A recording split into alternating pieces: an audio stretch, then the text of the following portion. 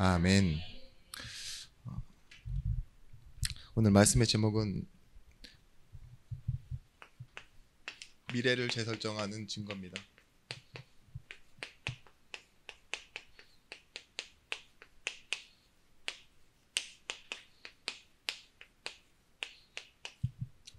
여호수아서 4장 1절에서부터 24절의 말씀. 제가 지금 1부 예배가 끝나고 2부까지 계속 해오던 일이 뭐냐, 목양실에 있는 컴퓨터를 재설정하는 작업을 하다 왔습니다. 단순히 고쳤다라는 의미가 아니라요, 아예 세팅을 바꿔버렸어요. 10년 동안 써오던 이제 그 OS죠. 안에 있는 소프트웨어가 더 이상 이제 그 은행일이나 이런 보안 프로그램에 새로운 프로그램을 깔 수 없는 그 라이센스가 끝나서 이제 모험을 했어요. 컴퓨터는 오래됐지만 이제까지 목회 자료 모아져 있던 거나 이런 거 다 포맷할 준비하고, 어제 주보도 뽑았고 목사님 메시지도 뽑았고, 저도 2부 이제 메시지 뽑아놨으니까 이번 주 이거 안 되면 당장 내일 사러 간다 라는 생각을 가지고 아예 이렇게 설정을 했는데 쉽지만은 않더라고요. 그래도 제가 거의 전문가 수준인데 여러 가지로 많은 시도를 끝에 지금 아마 들어가서 보면은 다 깔려 있을 거예요. 기다리고 있습니다. 근데 이미 시작이 됐다라는 건 어느 정도 완성을 볼 수 있는 거니까. 그래서 앞으로 저 컴퓨터는 또 다른 오류나 고장을 일으키지 않는 이상 새로운 라이센스를 취득했기 때문에 몇 년은 더 쓸 수 있을 거라고 저는 봅니다. 버릴 생각하고 재설정하니까 새로운 이제 프로그램들과 새로운 버전으로 이렇게 갈 수 있는 거죠. 굳이 왜 이런 말씀 드렸냐? 미래를 재설정하는 증거. 오늘 이 여호수아가 이 4장에서 나오는 증거를 붙잡습니다. 우리는 기념비라는 메시지를 많이 붙잡았었는데요. 우리 인생에는 놀라운 일들도 있습니다. 그리고 잊지 못할 것 같은 충격적인 일도 있습니다. 그런데 곧 지나가 버립니다. 그런 생각 안 해보셨나요? 얼마 전에 덕평 들어가는 입구에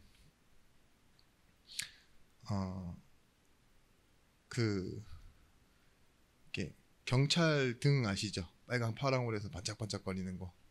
그게 지금은 사라졌는데 제가 태어나서 처음으로 사람의 죽은 모습을, 그것도 사고로 죽은 모습을 본 곳이 있어요. 네, 제가 이제 전도사님들과 거의 봉고차라고 해야 되겠죠. 봉고차에 신학교 다닐 때 이렇게 쭉 들어가는데 차가 한 대가 사고 나 있는 거예요. 가로수에 차가 너무 세게 들이받은 거예요. 위에서 내려오는 속도로. 그러니까 이 안전벨트를 안 매가지고 이 운전자분이 저쪽 조수석 쪽으로 완전히 박혀 있는데, 그 모습은 이제 제가 차마 형용하진 않겠습니다. 근데 그분이 이제 그 다음날 이렇게 경찰에서 돌아가셨다고 이렇게 알려주더라고요. 근데 본 사람은 세 사람이에요. 저랑 제가 제일 처음에 문을 열어서 확인을 했고 신고를 했고, 그 다음에 뒤에서 보신 분들은 전체적으로 확인이 안 했고, 제가 문을 열었을 때 이 틈 사이로 보였던 걸 한번 확인한 거고, 다른 분들은 차 안에서 나오시지도 않았어요. 근데 놀라운 게 뭔지 아십니까? 저는 잠을 편히 잤어요. 근데 다른 분들은 차에서 내리지 않으신 분들이 꿈에 나왔다고, 보지도 않아놓고서. 아주 충격적인 일이잖아요. 그런데 며칠 지나고 몇 주 지나고 나니 똑같이 이런 노래 있죠. 밥만 잘 먹더라, 이런 그래도 된다니까요. 우리는 가족들도 우리 주변에 있는 사람들도 자꾸 떠나가죠. 좋은 일도 있었지만 아주 수치스럽고 기억하기 싫었던 일들 없으십니까? 말 그대로 이렇게 세상 말로 좀 쪽팔리다 하는 그런 일도 있고요. 아주 인생에 감동스러웠던 일도 지나갑니다. 다 지나가는데 어느 순간 내 기억을 더듬고 감각을 더듬어 봐도 잘 그때만큼 감동스럽거나 충격적인 일로 다가오지 않는 일들이 많이 생겨지고 무뎌져요. 저는 이렇게 생각해요. 살기 위해 먹느냐, 먹기 위해 사느냐 라는 그런 질문을 누군가가 했었죠. 근데 우리는 하나님 만드실 때 살아가도록 그리고 삶에 적응하도록 만들어 놓으신 것 같아요. 나이 들면 뭔가 조금 과거의 영광만 말하는 사람이 있어요. 자기 인생의 영광스러운 순간이 그 한순간에 몰빵되어 계신 분들이 있다니까요. 옛날 말만 계속 하시는 분들 있죠. 그게 왜 그럴까요? 삶은 흘러가게 돼 있습니다. 앞서 말씀드렸던 것처럼 기뻤던 순간도 슬펐던 순간도 충격적이거나 기쁘거나 감동됐던 순간도 어떻게 되느냐, 우리는 정리하지 않아도 어떻게 돼요? 흘러가요. 시간은 흐른다 그러잖아요.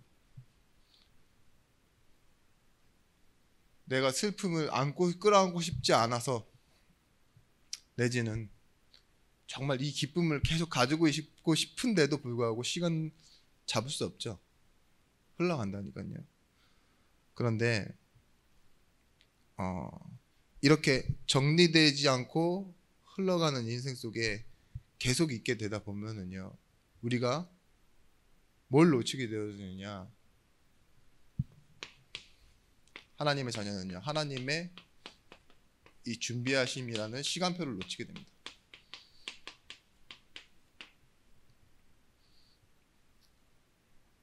다 놓친다는 게 아니에요. 알고는 있는데 무엇으로 살아가게 되어지느냐,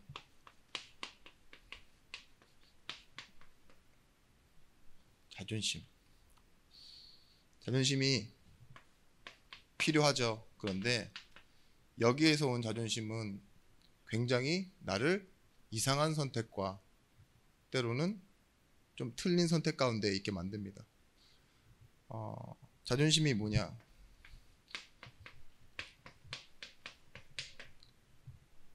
내가 가지고 있는 것을 건들면 참을 수 없는 거예요. 이게 없으면 상처가 되지 않을 텐데. 그렇잖아요. 우리 권사님, 앞에 권사님 말고 뒤에 권사님들 막 누가 내 남편 욕을 막 해요. 그러면 어떻게 돼요? 화가 엄청 나죠. 비교도 하고. 그럼 앞에 권사님한테 물어볼게요. 남편 욕을 막 해요. 그럼 어떻게 되죠? 그렇죠. 안 건드려져. 없으니까 안 건드려진다고요. 그죠? 있는 게 건드려진다니까요. 아예 없으면 괜찮은데 있어요. 없다고 하는데 있어요, 여러분. 누가 막 나의 욕을 하고 막 이렇게 할 때 있잖아요. 그게 내 지난 과거를 욕한 게 아니라 내가 가지고 있는 뭔가를 건드리는 거예요. 그런 자존심이라니까요.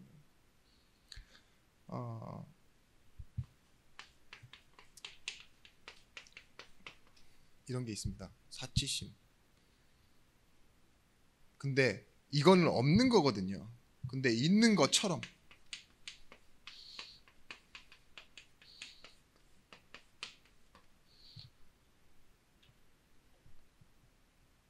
왜 있는 것처럼 하느냐? 이미 가지고 있어도요, 만족하지 못하니까 사치심이 들어가는 거예요. 사치를 뭐라고 하냐? 내가 가진 것 이상으로 보이려고 하는 것 있죠. 이상으로 쓰는 것. 예를 들면 1,000만 원을 버는 사람이 2,000만 원씩 써. 그걸 사치라 그러잖아요. 누군가는 이렇게 해요. 1억 버는 사람이 2,000만 원을 쓰는 거는 정상적인 소비다라고 얘기를 하는데 1,000만 원을 버는 사람이 2천만 원 쓴다? 그러면 사치라고 하는데 맞잖아요. 없는데 있는 것처럼 사용하려고 하는 거, 그런 사치심죠. 다른 말로는 허황이라고 합니다. 우리가 허황스러울 때가 많아요. 없는데 있으면 좋겠다 해서 남들처럼 누군가를 따라가는 나를 잃어버리면 뭐냐, 결국은 있는 거에 나를 의지할 수밖에 없게 됩니다. 또 하나,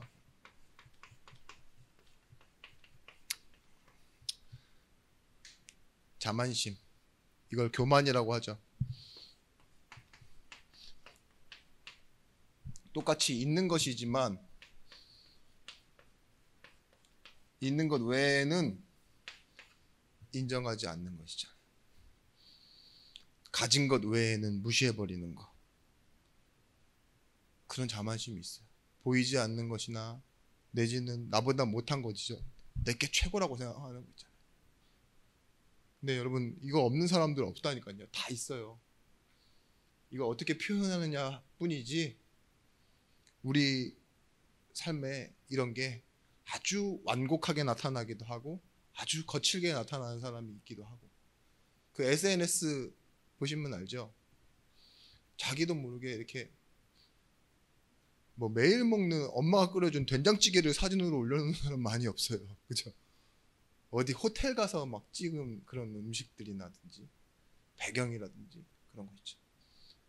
이게 보는 시선과 초점 차이가 그런 걸 더 중요하게 보고 좀 그렇다 나타내는 거잖아요. 남들 있는 것처럼 이렇게 허황도 사치심도 부려보고. 뭐 매일 그러면 문제가 되겠지만 이 사치심 없는 사람이 어디 있습니까? 다 있지. 조금씩은 다 있잖아요. 근데 여러분, 왜 이런 것이 있을 수밖에 없는지 본질을 여러분들 보고 계십니까? 사람은 평가받는다라고 하는데 평가받는 게 아니라 인정받고 싶은 욕구가 있는 거예요. 좀 어렸을 때 좀 쉽지 않고 어렵고 복잡하게 살아왔던 사람일수록 정리되지 않고 흘러가 버렸다니까요. 그런 것들이 어디로 자리 잡았냐? 여기에 박혀 있는 거라니까요. 내가 그거를 딱 내 인생의 메시지로 붙잡은 사람들, 위인들 보세요. 힘든 시절을 가지고 도전하는 어떤 계기를 만들어내잖아요. 그런데 사람들이 왜 다 힘든 시절을 겪었는데 위인이 되지 않았냐? 정리되지 않고 올라가 버렸어요. 범인이 돼버리죠. 위인이 아닌 이제 범죄자가 되고. 왜 그럴까요? 이런 곳에 잡혀버리면 그래요. 이것을 풀어주는 사람을 만났거나 아니면 좋은 어떤 만남을 통해서 좀 더 이렇게 뭔가 좀 좋은 길로 가는 사람도 있지만 이게 계속 숨어져 있다가 어느 순간 성공한 순간에도 뭐예요? 나와요. 문제가 되기도 하고. 그래서 우리는 이렇게 정리되어지지 않은 것, 이걸 어떻게 바꿀 수 있느냐? 말씀 회복하면 됩니다. 말씀 회복한다는 말은 결국은 보이지 않는 시스템, 영적 시스템을 살려내는 거예요. 구원받은 사람의 힘은 보이지 않는 것에 있습니다. 그것이 뭐냐? 하나님 자녀라는 신분과 배경 속에 있는 거예요. 영적이다. 그 말은 뭐예요? 보이지 않는다는 말이잖아요. 하나님이요, 하나님의 모습을 성경에서 한 번도 나타내신 적이 없어요. 왜 그럴까요? 때로는 불 가운데서 소리로 나타나시기도 하고 바람 가운데서 나타나시기도 하고 그렇게 하시죠. 당나귀로 막 말하게 하시기도 하고 했지만 왜 그러셨냐? 우리는 보이면 그걸 우상으로 만들어 놓으려고 하거든요. 그렇기 때문에 하나님은요, 계속 뭘로 말씀하세요? 선지자들을 통해서 오히려 입술의 말로 그 이 시스템을, 보이지 않는 시스템을 만들어 가신 거예요. 우리의 첫 번째 세팅, 설정되어 있는 게 어떻게 설정되어 있습니까? 하나님이 우리를 창조하실 때 창세기 1장 27절 28절 말씀에 하나님의 형상대로 창조하였습니다. 이 하나님의 형상도 보이지 않는 거예요, 사실.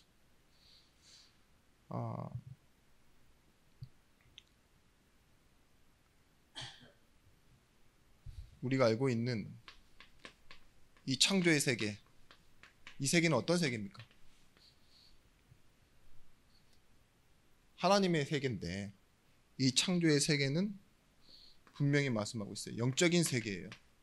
태초에 말씀이 계시니라 이 말씀이 하나님과 함께 계시니 이 말씀은 곧 하나님이시니라. 하나님이 말씀으로 세상을 창조하셨어요. 그죠?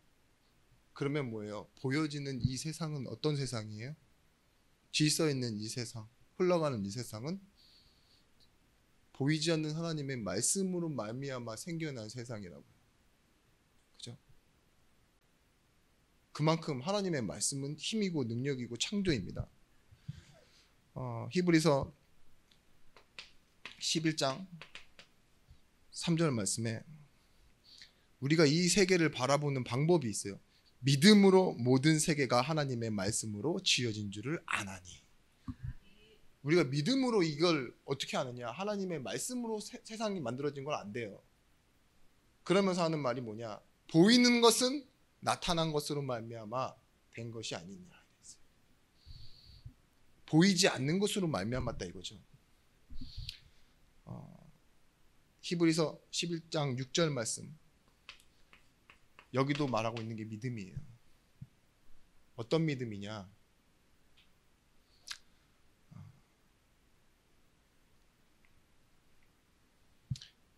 하나님을 기쁘시게 하는 자는 믿음이 없이는 하나님을 기쁘시게 하지 못하나니 뭐라고요? 하나님을 기쁘시게 하려면 반드시 그가 계신 것과 그를 찾는 자에게 상 주시는 이심을 믿어야 할지니라. 하나님을 기준으로 해서 세상을 봐야, 그리고 이 세상에 살아갈 때 하나님을 봐야 뭐예요? 우리가 상을 받고 복을 받는 존재라고 말하고 있습니다.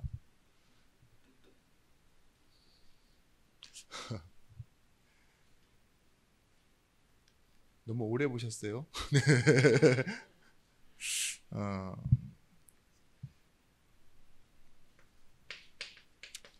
근데 이 문제가 어디서 옵니까? 창세기 3장에 문제로 찾아와요.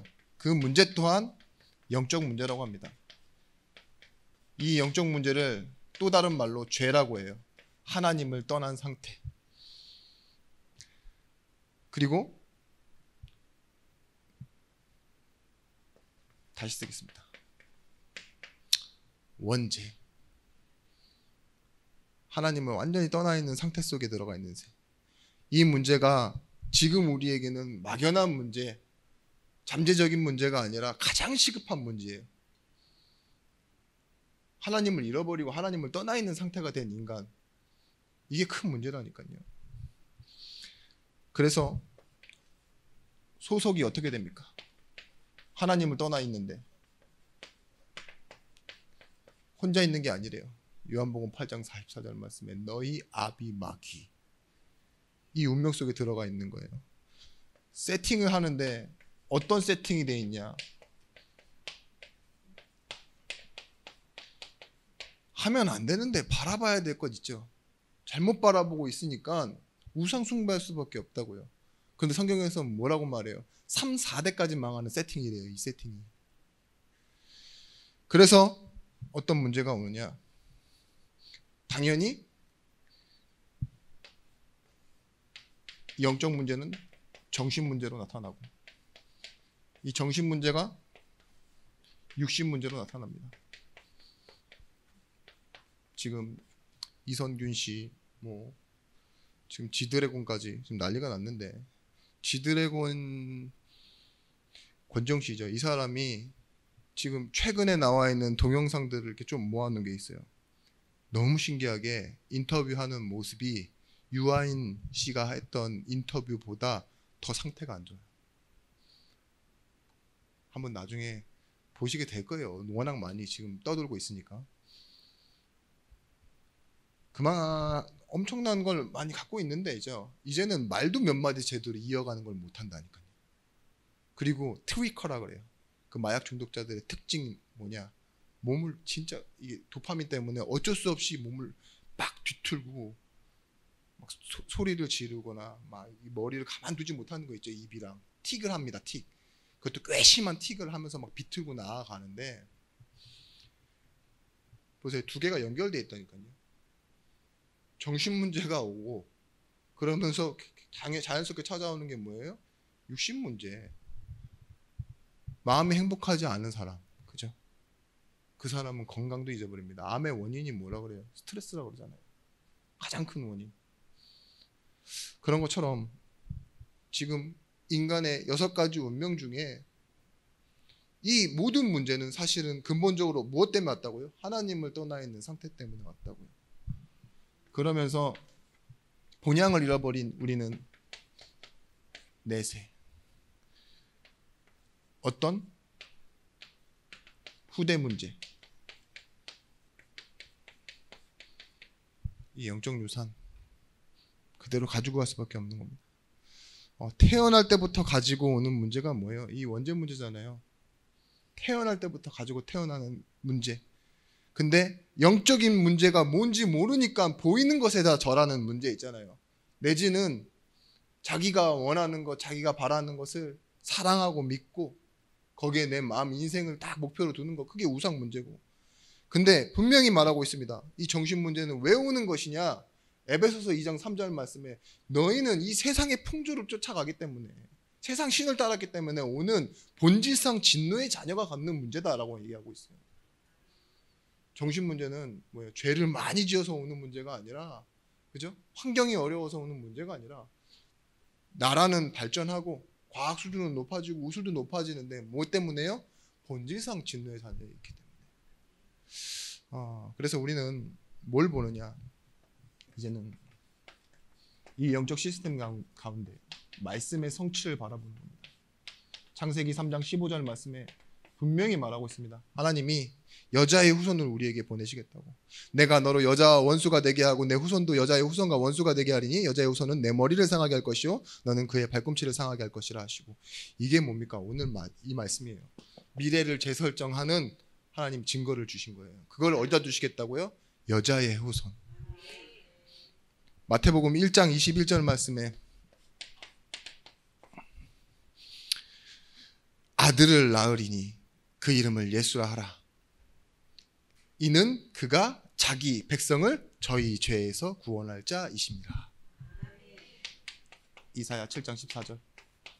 처녀가 잉태하여 아들을 낳으리니 그 이름을 임마누엘이라 하라. 23절 말씀 마태복음입니다. 똑같은 말씀인데 보라 처녀가 잉태하여 아들을 낳을 것이니 그 이름을 임마누엘이라 하리라 하셨으니 이를 번역한즉 주 하나님이 우리와 함께 계시다 합니다. 이 시스템을 회복하려고 하시는 거예요.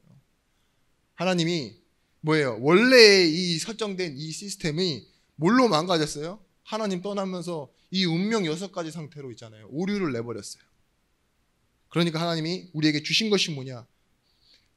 처음에 만드셨던 그 하나님의 말씀의 창조 시스템대로 말씀으로 여자의 후손인 예수 그리스도를 보내셔서 뭐예요? 이 죄에서 우리를 구원해내고 다시 우리와 함께 하겠다. 이게 영적 시스템이라니까요. 말씀을 회복한다라는 건 그냥 우리가 말씀을 듣고 지나가는 게 아닙니다. 말씀이신 하나님 앞에 우리가 서고 그 말씀을 들음으로 인하여 우리가 믿게 되고 또 이 말씀이 은혜로서 뭐예요? 우리에게 다가와 성령으로서 우리와 함께하며 우리를 인도해 가고 이 자녀된 축복을 회복시키시는 재설정 속으로 우리를 집어넣으셨다는 거예요. 여러분 결론은 그렇습니다.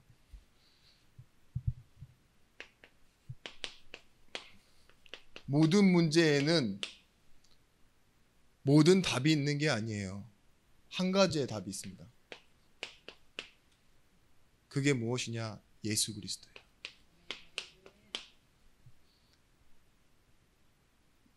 여러분들이 영적인 축복이 무엇이다 아는 순간요, 알고 믿고 누리면요, 무엇이 나오느냐? 결론이 나와요. 결론. 근데 이 결론이 뭘 만드느냐? 사실은 문제는 문제가 아니다라는 결론을 만들어냅니다. 우리가 돈 때문에 힘들어요. 사람 때문에 힘들고, 그죠? 앞으로 미래도 불안하고 세상 사는 게 너무 시스템 자체가 힘들어요. 그런데 복음을 아는 오직 예수 그리스도의 결론을 가진 사람은요, 그게 문제가 아니다라는 결론을 내게 된다니까요. 그래서 우리가 알아야 될 건 문제에 대한 종류를 많이 알아야 되는 게 아니라 이제 오직 예수 그리스도에 대한 결론을 아시면 돼요. 그게 영적인 축복입니다. 요한복음 1서 4장 4절에서부터 5절 말씀에 뭐라고 나와 있냐? 승리는 이것이니 라고 나와 있어요. 무릇 하나님께로 난 자마다 세상을 이기느니라. 세상을 이기는 승리는 이것이니 우리의 믿음이니라. 예수께서 하나님의 아들이심을 믿는 자가 아니면 세상을 이기는 자가 누구냐? 여러분, 이미 승리했대요. 여러분, 물건을 사서 왔다니까요. 지금 배송을 했어요. 그럼 뭐가 남느냐? 여러분들은 영수증만 하나 달랑 들고 있는 거랑 똑같아요. 지금 이미 배송은 됐고 내가 아직 확인을 못해서 그렇지. 근데 뭐예요? 이 영수증은요, 승인이 된 거예요. 결제가 된 거라고요. 하나님이 우리에게 이미 승리를 주셨어요. 그러면 여러분들 받은 줄로 믿고 구매한 줄로 믿고 가시면 돼요. 가셔서 누리시면 된다고요. 오늘 이 요단에서 무엇을 기념하는 겁니까?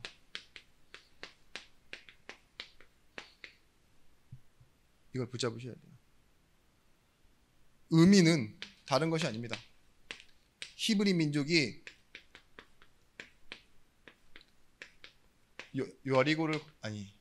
요단강을 건넜다?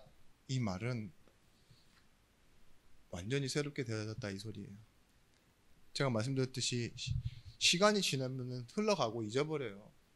홍해를 건넌 의미도 뭐예요? 다시 돌아가지 않을, 그죠? 굳이 삥삥 돌아서 돌리시지 않고 하나님 일부러 홍해를 탁 쳐서 그 가운데로 건너게 하신 것은 새롭게 태어난 인생이라는 거예요. 그리고 다쳤잖아요. 다시 돌아가지 않는 그 강으로, 그 바다죠. 그런 것처럼 후대들이 이제 이 세대들이 광야에서 태어났는데 요단을 한 번 더 보이신 건요, 너희도 이와 같이 믿어라 이거예요. 세 가지 의미가 있습니다. 히브리 민족이 길갈에서 돌을 가지고 단을 쌓고 예배를 드리게 되었습니다. 그런데 이 히브리 민족이 건넜다라는 것은 뭐냐? 이제는 넘어섰다라는 거예요. 무엇을? 다른 사람들은 넘을 수 없는 선을, 경계를 넘어서서 한계를 넘어갔다 이 소리입니다. 에벨, 헤벨, 하벨, 히브루, 하비루 이렇게 이런 식으로 얘기를 해요. 뜻이 뭐냐? 건넌 자라는 뜻이에요. 히브리 민족 뜻이. 근데 하나님이 주신 본 뜻은 뭐냐? 돌아가지 않는 인생이라는 거예요. 갈대아 우르에서 불러냈을 때부터 있죠. 요단강 건넜네 이런 말 지금 세상 사람들이 많이 하잖아요. 그 말은 뭐예요? 돌아가셨다 이 소리예요. 그럼 뭐예요? 다시 돌아올 수 없다라는 뜻을 쓰잖아요. 부활이 아닌 이상. 그런 것처럼 우리의 한계는 뭐냐? 우리가 힘이 없어서 이제 여기까지가 한계입니다 라고 말하는 그 한계가 아니라 하나님이 구원하신 히브리 민족을요 다시 애굽으로 돌려보내지 않으세요. 그게 한계입니다. 구원받은 민족, 이 여리고 요단을 건너서 지금 나왔다 이건 있잖아요. 다시 과거의 상태로 돌아가지 않는 하나님의 백성으로 살아가게 되는 거죠. 그리고 길갈에서 뭘 정리하느냐? 과거를 정리하는 거예요. 이 앞서 말씀드렸던 서론들 있죠. 정리되지 않고 왔잖아요 이제까지. 근데 길갈에서 돌을 돌려보냈다는 건 수치를 굴려보냈다 이 소리입니다. 창세기 24장 4절에서부터 6절 말씀, 옛것에 대하여 죽고 새롭게 태어난 것을 의미하는 거예요. 거듭났다는 의미죠. 그래서 성령 세례라고 하는 겁니다. 이 돌 가지고 기념하라고 했죠. 이 기념은요 사실은요 시작하도록 만들어라는 거예요. 뭐를? 예배를. 후대들이 묻거든 뭐 하라고요? 언제든지 하나님이 이 요단을 마른 땅으로 건너게 하신 증거다. 그 돌을 가져다가 지금 뭐 하라고 하냐? 예배하라고 하셨다. 이게 기념비예요. 이게 뭡니까? 재설정. 어떤 영화에서요, 로봇들이 대화를 해요. 인간들은 저렇게 자연 경관을 헤쳐가면서 무식하게 왜 이렇게 기념비를 만들어 대느냐고. 사람의 동상을 세우고 저런 행동을 왜 하냐. 곧 있으면 죽어가는 사람들인데, 그죠? 얼마 못 보다가 갈 거면서. 근데 그 옆에 있는 로봇이 뭐라고 하는지 아세요? 그건 사람들은, 인간들은 우리처럼 이렇게 메모리로 영원히 기억하는 게 아니라 자꾸 까먹기 때문이야 이러더라고요. 그렇기 때문에 볼 때마다 다시 감격이 휩싸이라고 기념비를 세우는 거라고. 맞는 말이죠. 맞는 말인데, 그래요. 이스라엘 백성들이 요단을 건너서 얼마 안 가서 죽죠. 그죠? 또 많은 문제를 만나고. 근데 하나님이 지금 이 기념비를 세우게 하신 이유가 뭡니까? 히브리 민족 보고 이 요단에 있는 그 강바닥에 있는 돌을 굳이 가져다가 단을 쌓고 예배하면서 이 돌이 무엇이냐 묻거든 뭐래요? 요단에서 가져온 돌이라고 말하라고. 하나님이 마른 땅을 건너게 하신 증거라고. 역사를 회복시키는 세팅입니다. 이게 자신들만 사는 게 아니라 후대에게 이 응답과 이 시작점을 돌려내는 시스템인 거예요. 이게 뭐예요? 미래를 재설정. 여러분 어디서 많이 본 말씀인데 시편 1편 1절에서부터 6절 말씀에 뭐예요? 이는 시냇가에 심은 나무가 시절을 쫓아 열매를 맺는다 했잖아요. 과실을 맺듯이. 보세요. 옮겨 놓는 거예요. 분명히 갈라지지 않았고 히브리 민족이 건너지 않았다면 강바닥에 그대로 있어야 할 돌멩이가 지금 어디로 옮겨져 있습니까? 길갈로 옮겨져 있죠.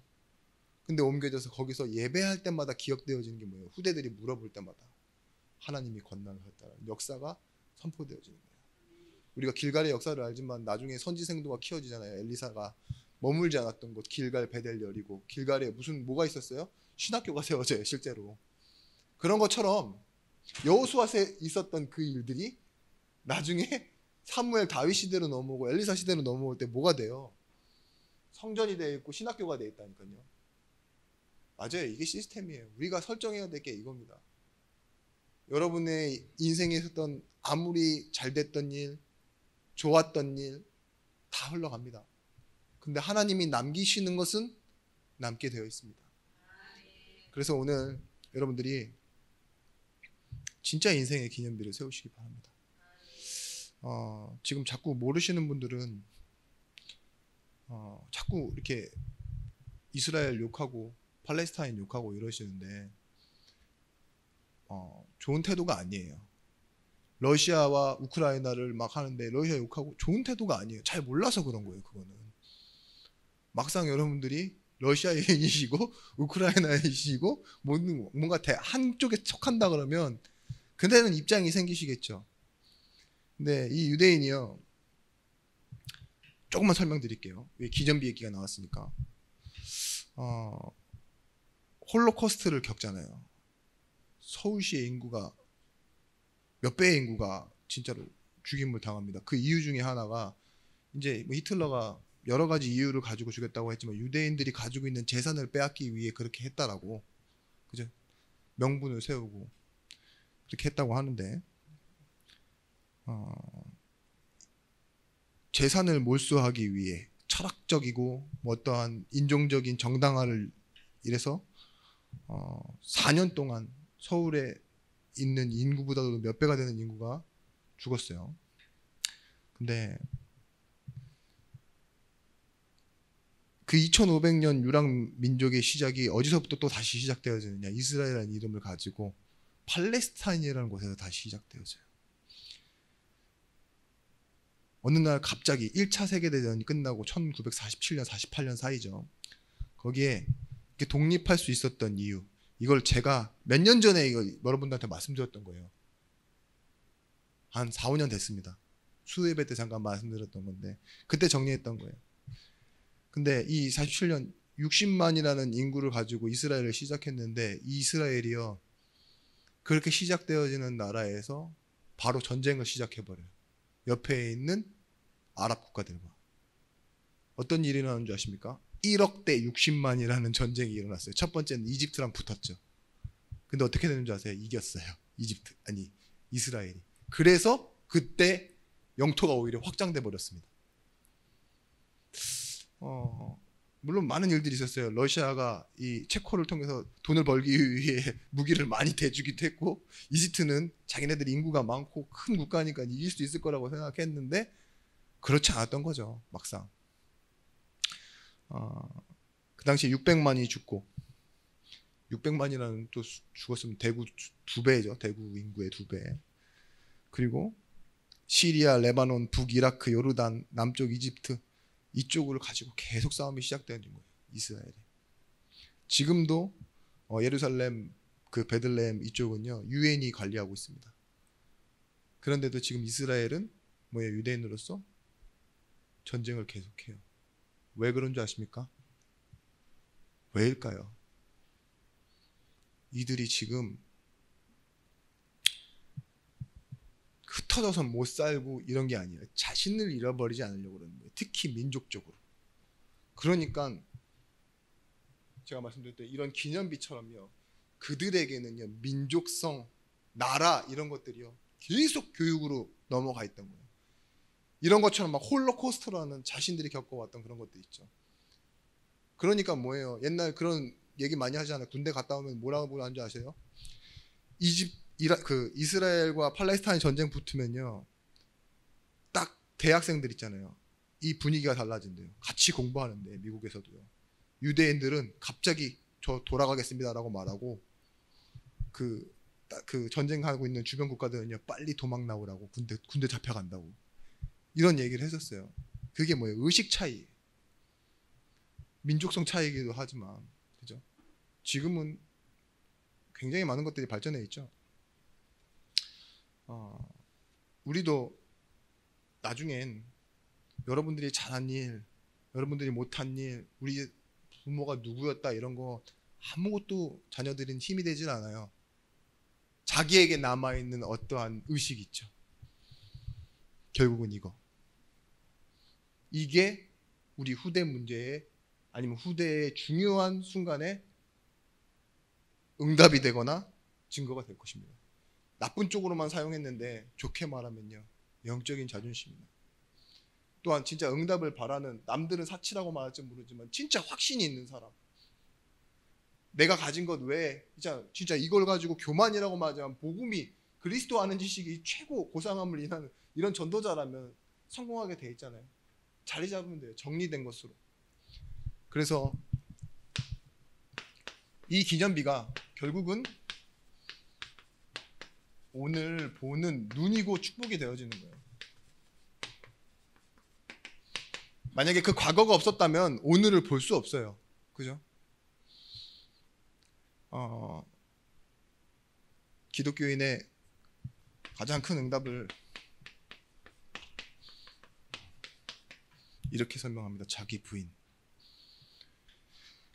자기 자신과 아무런 관계가 없는 사람인 것처럼 행동하는 게 자기 부인이거든요. 자기 자신을 뭘로 본다고요? 남처럼 대하는 거 있죠. 그럴 수 있는 힘을 가진 사람이 그리스도인이에요. 왜냐? 과거에 나는 죽었기 때문에. 내 과거를 얘기하는데 남 얘기처럼 얘기해요. 내가 옛날에 얼마나 찌질했는지, 아유 멍청한 놈 이러는데 그게 나야. 아주 못된 놈이었다고 놈. 자랑스러우면 꾸미지 않고 막 얘기하는데 그게 나라니까요. 그럴 수 있는 게 뭐예요? 자기 부인. 즉 인간적인 안전이나 행복이나 이익 등에 대한 본능적인 요구를 거부해버리는 내 자신이 될 수 있다는 거. 그게 힘 아닙니까? 여러분 우리 찬양할 때 뭐 하죠? 두 손 들어요.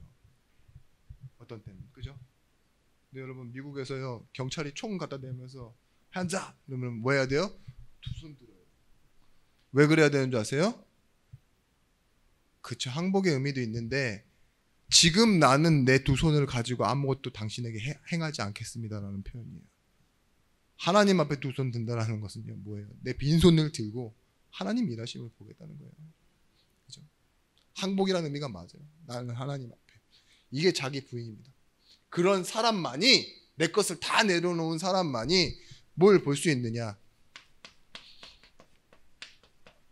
개인, 기도의 기념비를 세우는 거예요. 내 것 그대로 가지고, 아까 전에 이렇게 엉망진창인 걸 가지고 기도를 시작하지 말라고 그랬잖아요. 재설정이 되지 않았는데 진실하게 기도하는 건 틀린 거라고. 언약은 뭐라고요? 하나님의 말씀을 믿는 것이 진실함이라고.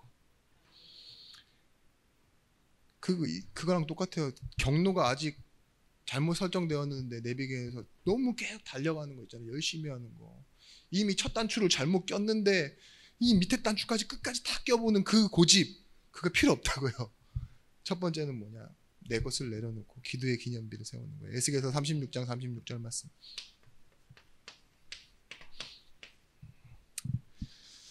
너희는 사방에 이방 사람 나 여호와가 무너진 곳을 건축하며 황폐한 자리에 심은 줄 알리라. 나 여호와가 말하였으니 이루리라. 하나님이 이루신대요. 하나님이 건축자가 되시니까. 근데 주 여호와께서 이같이 말씀하시느니라. 그래도 이스라엘 족속이 이같이 자기들에게 이루어지기를 내게 구하여야 할지라. 하나님이 하실 일인데 뭐예요? 하나님이 주시는 사인을 우리가 봐야 된다는 거죠. 구해야 된다는 거죠.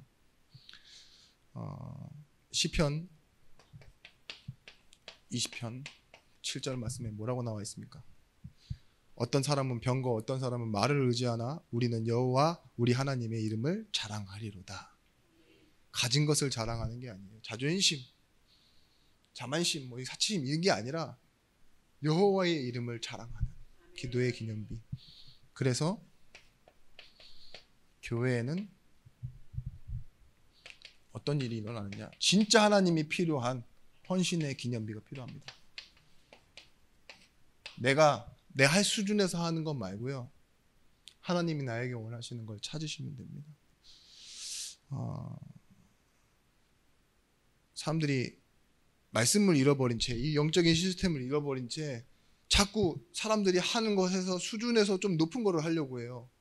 그런 헌신을 하나님이 원하시는 게 아니에요. 뭘 원하시냐? 행위, 의식, 제도를 넘어서는 거. 하나님이 원하시는 것을 진짜 구하는 이 기도의 기념비 먼저 세워지면 헌신의 기념비가 나아지게 되어 있습니다. 그러면서 우리의 업 여기에서요 후대의 기념비가 나오게 되어 있습니다. 우리가 하는 일 속에서도 정말 사람을 살리는 오늘을 보는 축복. 여러분 기념비 하니까 뭔가 남아야 될 것 같은데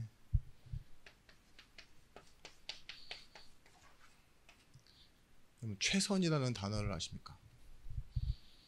지미 카터라는 이 사람이 해군에 임관할 때 해군의 제독이 이렇게 질문했어요. 여러 가지 질문들을 다 해놓고서요 마지막 질문이 뭐였냐? 당신은 해군 사관학교에서 몇 등이었습니까? 그러니까 지미 카터가 당당하게 대답했어요. 850명 중에 59등이었습니다. 근데 아주 불쾌하다는 얘기로 그렇게 얘기했대요. 그게 최선입니까? 근데 이 지미 카터가 그 말이 너무 충격이 된 거예요. 아닙니다 라고 얘기했어요. 나름 800 몇 명 중에 50등 잘한 거잖아요. 근데 그게 최선입니까? 라는 말이 충격이 돼가지고 몰라요. 자존심을 건드렸나 보죠. 가는 곳마다 이 사람이 했던 말이 뭐냐? 이게 최선입니까? 최선을 다할 수 있으면 왜 최선을 다하지 않았습니까? 라는 말을 인생 좌우명으로 이게 최선입니까? 근데 우리에게도 어느 날 이제 드라마를 통해서 알려졌죠.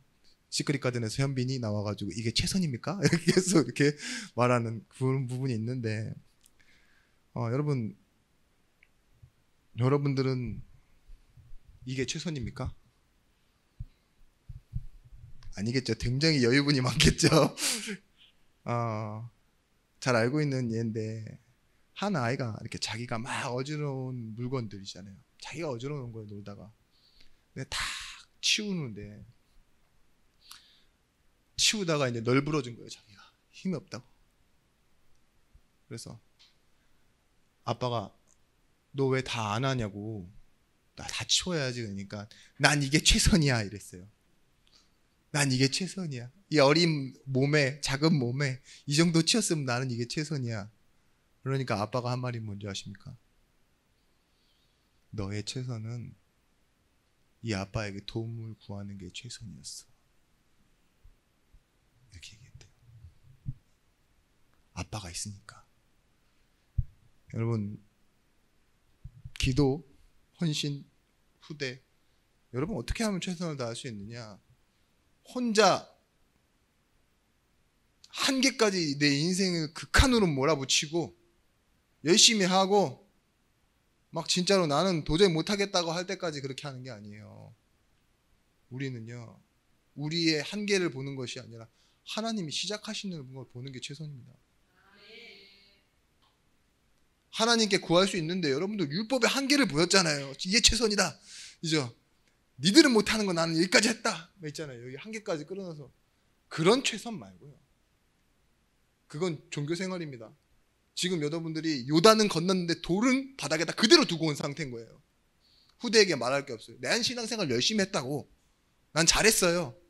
근데 남길 게 없어. 내가 열심히 한 건 흘러가는 거니까. 남지 않는 거니까. 그죠?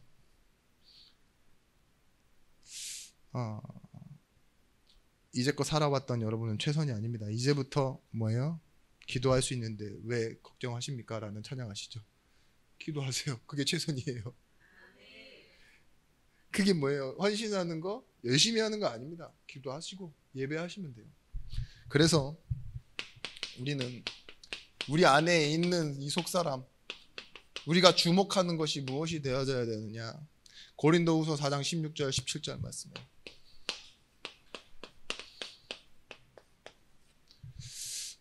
우리가 낙심하지 아니한대요. 우리의 겉사람은 낡아지나 우리의 속사람은 날로 날로 새로워지는도다 이랬어요. 우리가 주목하는 것은 보이는 것이 아니요 보이지 않는 것이니 보이는 것은 잠깐이요 보이지 않는 것은 영원함이라.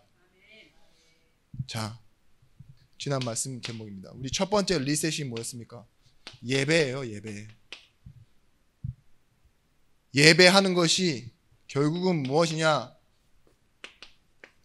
항상 기뻐하라가 되어지는 거예요.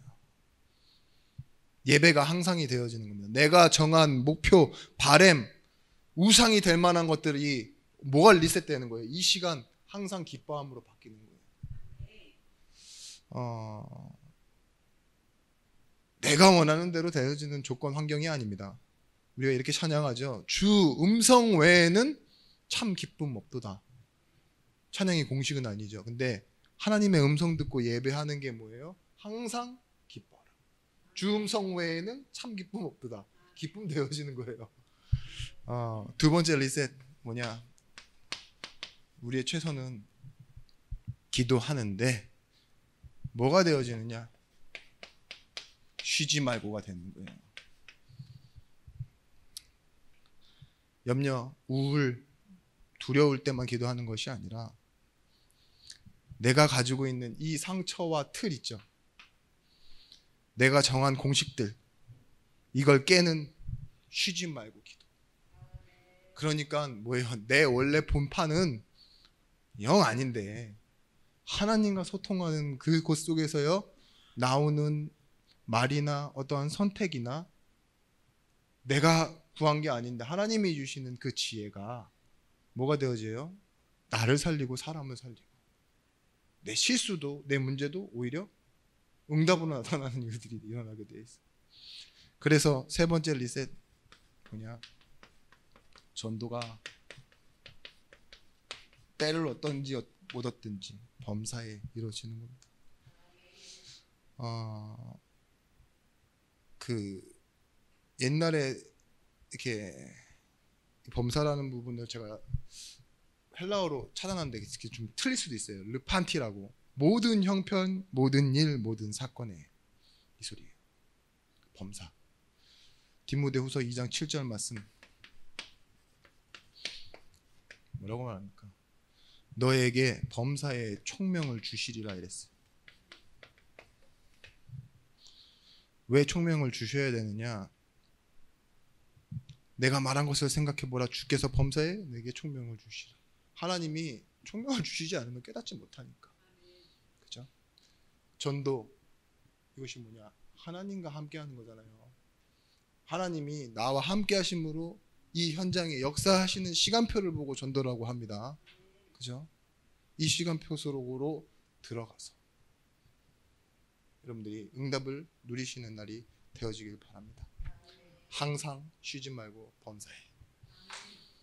그것으로 인해 세워진 그 기념비가 지금 나뿐만 아니라 미래의 교회를 살리는, 후대가 바라보는 또 그 시작점을 살려내는 응답과 증거가 되시길 바랍니다.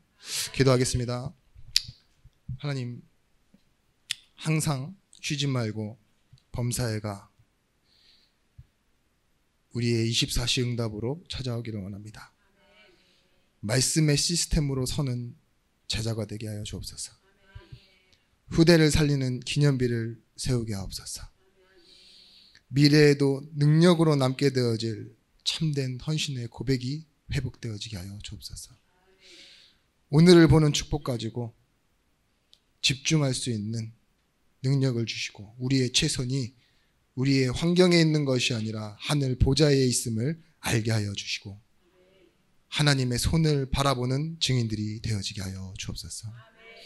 이제는 만왕의 왕이 되신 예수 그리스도의 크신 은혜와 독생자를 주신 하나님의 사랑과 성령 하나님의 감화 감동 내주로 충만 교통하심의 은총이 말씀 가지고 현장으로 가는 우리 모든 전도자들 머리 위에 이제로부터 영원토록 함께 있을지어다. 아멘.